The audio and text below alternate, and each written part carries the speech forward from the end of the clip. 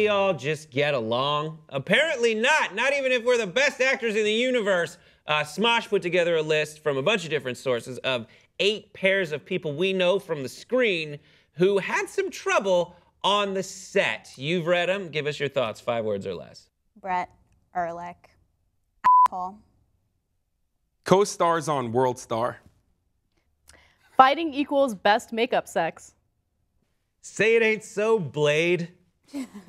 Well, first up, Ryan Gosling and Rachel McAdams from The Notebook, one of the most universally loved, iconic, romantic movies of the last 25 years. But apparently while they were on set, they did not get along. According to Gosling, quote, "We inspired the worst in each other," and that later on, though, that kind of went away as they started dating off camera. Yeah. But what did you think when you heard this?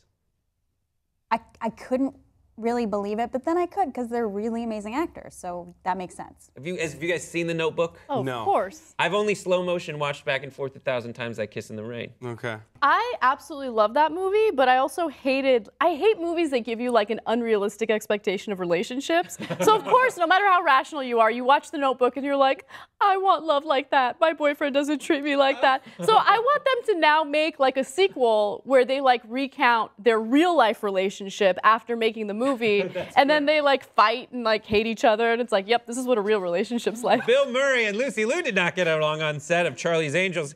He went through the people, the angels, and he said to Drew Barrymore, "I get why you're here."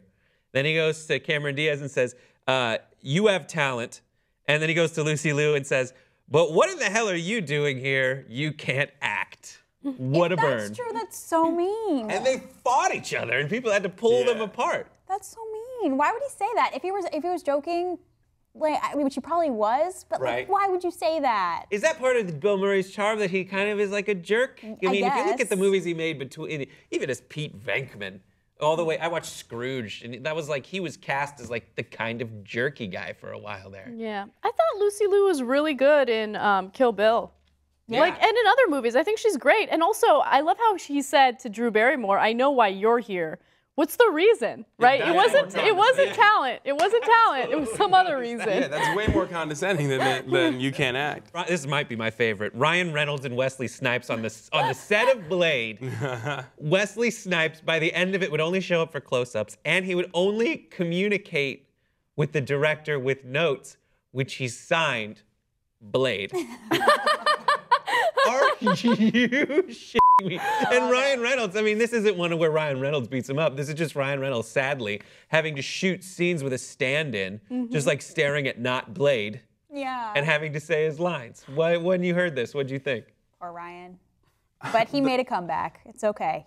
He's in there now. Right. Wesley is a bad motherfucker. Like, I would have just been like, okay, sorry, I know. Like, he doesn't even care about the government. He went to prison for tax evasion. I'll tell you what is a shame about Wesley Snipes is he's such a funny guy. He's in Major League, Wildcats, if you haven't seen that movie. He is so funny. But then he decided he was going to be a star. And I remember when I worked at a talent agency that represented him, he was getting sued, and we had to stay till like midnight making copies of all his files. And it was the worst. And he also doesn't pay his homeowners dues. Oh, hell no. I know the guy that runs his homeowners You heard it here association. first.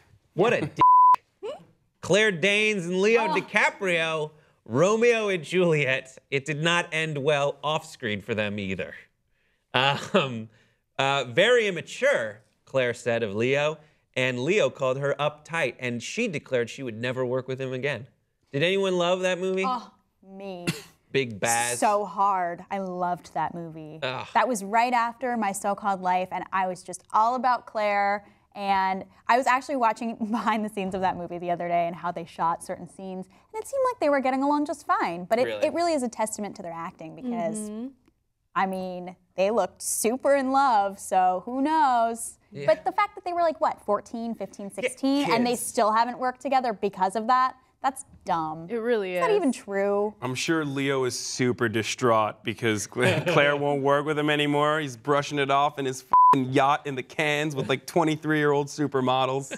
Yeah. He's doing well. I feel like if you put me in a room, I don't care how immature he is, we'd get along real well. Would you, do you think Leo is attractive? Like the current new Leo I with think like Leo the hair gets and hotter the fat? with age. Like, I know he let himself go a little bit, but I actually little like bit. it. You like it? What do you like about it? He's a dirty boy. Like, that's what I like about You him. like dirty boys? At least that's what I'd like to think. Colin Farrell and Jamie Foxx on the set of Miami Vice. No.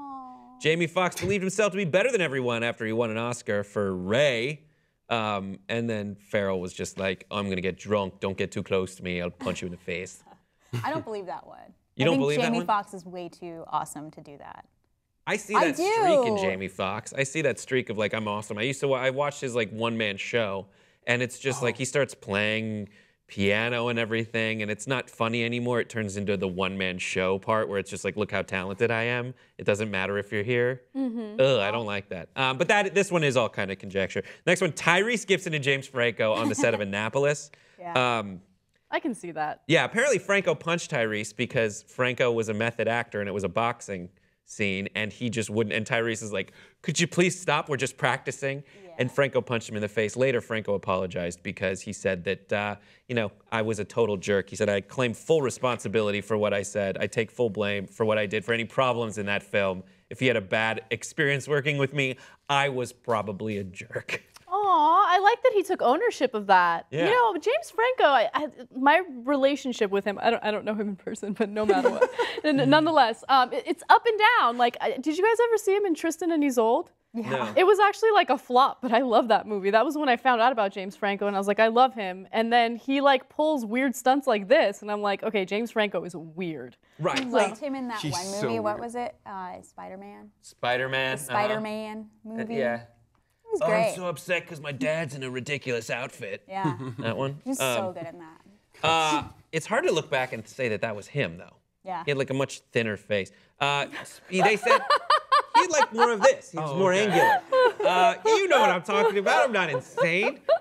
Speaking of insane, Shia LaBeouf and Alec Baldwin came to fisticuffs because Shia is a method actor, and that means you're a jerk. Yeah, apparently. You get to say, I'm sorry, I was just method acting, which is so ridiculous. And they did a play called Orphans. We talked about this on Pop Trigger like 2 years ago. And Shia took to Twitter to say like, oh, you're no gentleman, Alec Baldwin. And then Alec Baldwin was like, yeah, I don't think you're in any place to really. He said, I don't think he's in a good position to be giving interpretations of what the theater is and what the theater isn't. There was another story about Shia LaBeouf and Tom Hardy on the set of, what was it, Lawless? Lawless. Where, Underrated movie, in my opinion. Yeah, I heard a lot of people really like that movie. Too. People hated it, I think. I Really? liked it. I think it's a Western, right? No, Is it's it? bootlegging in Prohibition like, era, that's what it is. Prohibition, yeah. Yeah, apparently. But there was a fisticuffs, and Shia pudged Hardy out, which sounds impossible to me because he's so strong. He's such a strong. He was Bane. He's Bronson. He's the strongest man alive. And I feel like Hardy probably just didn't expect. Like, Shia LaBeouf's probably an asshole. It was like Harry Houdini, how he died. Yeah. It was like, I wasn't ready. And then he's dead. And Anthony Daniels and Kenny Baker on Star Wars. If you don't know these names, it's C-3PO and R2-D2. They didn't get along because C-3PO was an asshole. I know. I laughed when I read that, I too. just can't picture it. What I wanted was for them to start fighting in the costume. Just like clank, clank, clank, clank. I laughed when I read that. Oh, it's so amazing. What do you guys think about these on-set feuds? Give us your thoughts in the comment section below. Don't forget to subscribe and check us out on Tumblr at The Real Pop Trigger. We'll see you next time. Stop it. Stop it. You.